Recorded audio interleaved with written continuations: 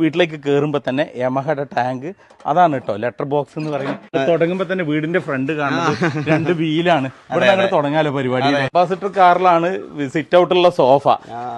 എന്താ അതൊക്കെ വെറൈറ്റി ആണ്. ഇരിക്കും ഇതേതാണ് ചേതക്കിന്റെ സ്കൂട്ടറാണ് ലൈറ്റ് എന്ന് പറയുന്നത്. ഇത് കത്തും ചേതക്കിലാണ് ഇരിക്കാൻ പോണത് അല്ലേ? ചേതക്കിന്റെ സോഫ. ടീപ്പോയ് ഇതേതാണ്?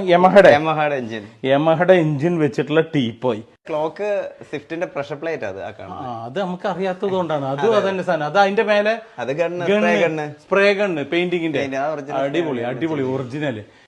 അത് നമ്മുടെ 407 പിസ്റ്റൺ ആണ്. ഫ്രിഡ്ജ് നിങ്ങള് ഫോക്സ് വാഗൻ ആക്കി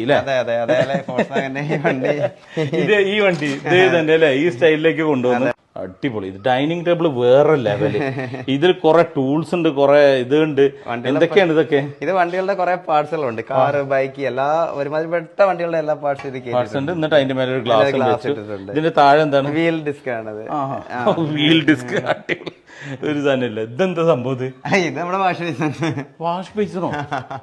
സംഭവം കുഴപ്പമില്ല. എങ്ങനെയാണ് ഇപ്പൊ ഇത് പെട്രോളിന്റെ ഒറിജിനൽ നമ്മുടെ പെട്രോൾ പമ്പിലെ നോസില്, നമ്മുടെ പെട്രോൾ അടിക്കുന്ന നോസിലാണ്. അതിനൊക്കെ നമ്മൾ കറക്റ്റ് ചെയ്തിട്ട് ഇതിനെ നമ്മള് വാഷ് ബേസിനകത്ത് സെറ്റ് ചെയ്ത് നമ്മുടെ. അപ്പൊ നമ്മൾ കൈ തൊടാതെ നമുക്ക് ഇതിനകത്ത് കണ്ടില്ല. ഇതായാലും